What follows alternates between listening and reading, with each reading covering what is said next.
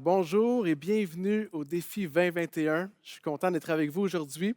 On est vers la fin du défi. Félicitations de participer à ce défi qui est formidable, qui nous permet de démarrer l'année dans la présence de Dieu et dans la prière. Et aujourd'hui, je suis vraiment heureux de vous parler sur le thème de l'Église et le salut des âmes. C'est un thème qui me tient vraiment à cœur et j'espère que durant ces quelques minutes qu'on va passer ensemble, que le Seigneur va déposer dans ton cœur une passion, une foi et une prière pour le salut des âmes.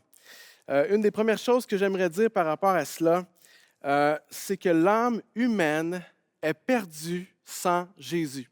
L'âme humaine a besoin d'être sauvée. La Bible nous dit dans Romains 3, 23, « Tous ont péché et sont privés de la gloire de Dieu et sont gratuitement déclarés justes par sa grâce, par le moyen de la libération qui se trouve en Jésus-Christ. » Et l'âme humaine, par nature, est séparée de Dieu. Nous sommes pécheurs et séparés de Dieu et nous avons besoin de Jésus qui vient racheter, restaurer et sauver notre âme. Il est celui qui nous pardonne de nos péchés, qui nous reconnecte avec Dieu et qui nous donne un accès à la vie éternelle. Et c'est le message central de la Bible, le salut, la nouvelle naissance, la bonne nouvelle de Jésus-Christ. Et c'est aussi le message central de l'Église. Et ma prière pour nous aujourd'hui, c'est qu'on puisse prier que le plus grand nombre de personnes puissent être sauvées. On a besoin de sauveur et Jésus est le seul qui peut sauver ton âme. Jésus a dit dans Jean 14, 6, « C'est moi qui suis le chemin, la vérité et la vie. Et on ne vient au Père qu'en passant que par moi. » Aucune religion, aucune philosophie, si bonne soit-elle, ne peut sauver notre âme. Seul Jésus, il est le seul chemin. Il n'est pas un chemin parmi d'autres, il est le seul chemin. Et il n'est pas non plus une option dans un buffet spirituel qu'on peut choisir parmi d'autres options. Jésus a déclaré de lui-même qu'il était le seul chemin et la seule option. C'est un message qui est absolument pas populaire dans ces temps-ci. C'est un message qui n'est pas dans l'air du temps, mais c'est un message qui est libérateur, porteur de vie, et c'est le message de l'Église chrétienne. Donc, Dieu veut sauver ton âme, racheter ton âme, et Dieu veut que tous soient sauvés. 1 Timothée 2,4 nous dit, « Lui qui désire que tous les hommes soient sauvés et parviennent à la connaissance de la vérité. » Et c'est son désir. Le désir de Dieu est que chaque être humain soit sauvé. Chaque membre de ta famille, chaque homme, chaque femme que tu connais, chaque jeune, chaque personne âgée que tu connais, Dieu veut les sauver. Dieu veut sauver leurs âmes. On sert un Dieu qui est un Dieu d'amour, un Dieu de grâce et un Dieu de compassion. Donc, ce que je prie, ce que je t'invite à faire avec moi aujourd'hui, c'est de développer une prière pour que des âmes soient sauvées, pour que des gens puissent découvrir Jésus et puissent vivre un éveil spirituel authentique. En fait, c'est vraiment mon message, c'est mon désir. Je prie aujourd'hui que nous puissions nous réveiller, dans notre vie spirituelle et commencer à prier, commencer à intercéder pour les gens qui nous entourent. Romains 13, verset 11 nous dit ceci, « Cela est d'autant plus important que vous savez quel temps nous vivons. C'est l'heure de nous réveiller enfin du sommeil, car maintenant le salut est plus près de nous qu'au moment où nous avons cru. » Et bien entendu, on vit des jours qui sont vraiment spéciaux, des jours qui sont uniques dans l'histoire, et nous nous rapprochons du retour de Jésus. Et c'est le temps pour vous et pour moi de nous consacrer à la prière et de nous consacrer à la prière pour le salut des âmes, pour que des âmes soient sauvées. Ce n'est pas le temps de débattre d'enjeux mineurs. Ce n'est pas le temps de nous diviser. Ce n'est pas le temps des distractions ou des débats futiles sur toutes sortes de sujets. C'est le temps de prier.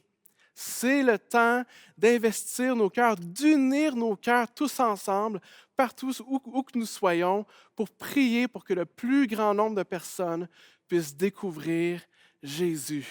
J'espère que vous entendez ma passion aujourd'hui. J'espère que vous entendez l'urgence de cette prière. Qu'est-ce qu'il y a de plus important que de prier pour le salut des âmes? C'est une des prières les plus importantes qu'on peut faire. Oui, on veut prier pour nos besoins. Oui, on veut prier pour toutes sortes d'éléments. Mais de prier pour le salut des âmes, c'est la mission centrale de l'Église, des chrétiens. C'est ta mission aussi aujourd'hui et c'est ma mission. C'est mon but qu'on puisse ensemble s'unir dans la prière. Ne soyons pas comme ces musiciens qui étaient sur le Titanic pendant que ce fameux bateau était en train de couler et on voit ces musiciens qui jouent de la musique et qui ignorent le fait qu'il y a un drame, qu'il y a quelque chose qui se passe. Et nous sommes dans ces derniers temps, nous sommes dans ces jours de la fin et c'est le temps de prier. C'est le temps de consacrer nos cœurs au sauvetage et au salut de nos proches. Peut-être as-tu un membre de ta famille qui ne connaît pas Jésus encore, un collègue de travail, quelqu'un dans ton école qui ne connaît pas Jésus encore.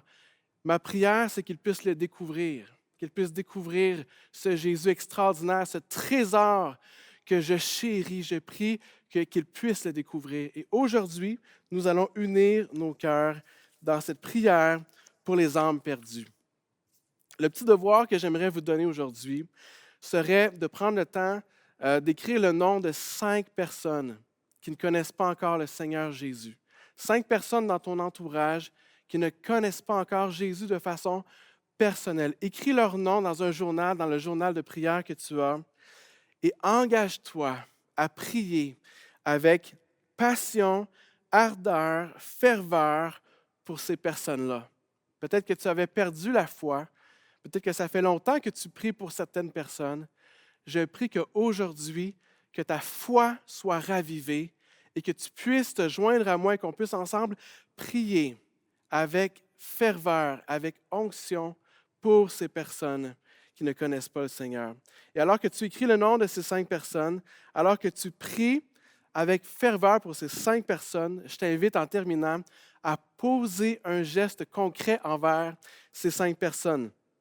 Ça peut être d'envoyer un petit email d'encouragement, de prendre des nouvelles de cette personne ou de les inviter en tout respect, en toute douceur, à participer à une réunion en ligne. Mais ensemble, imaginons si tout le monde ensemble, on s'unissait et qu'on priait pour que les âmes, pour que les gens qui nous entourent soient sauvés. Alors, est-ce qu'on peut terminer en prière aujourd'hui? Seigneur mon Dieu, je te prie pour chaque personne qui écoute cette vidéo aujourd'hui.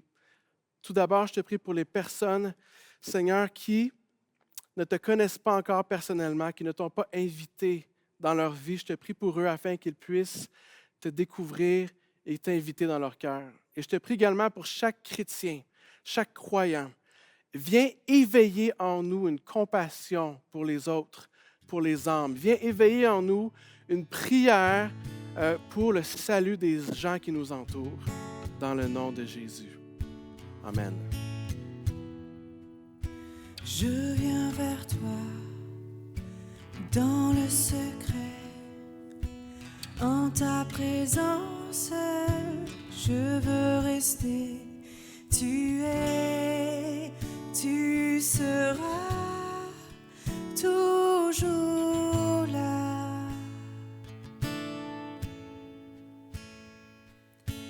Tout contre toi, près de ton cœur, je peux entendre ta voix, Seigneur.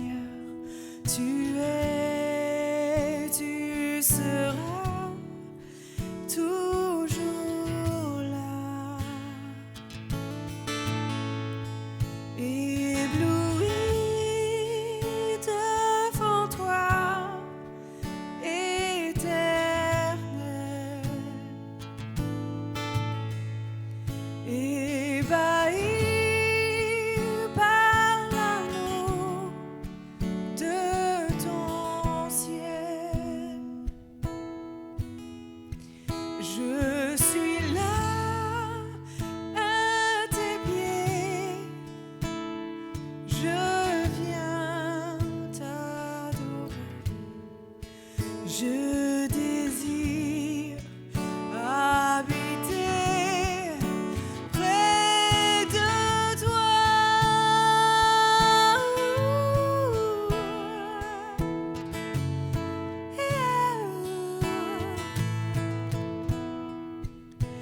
Je vois ton bras et je sens ta main.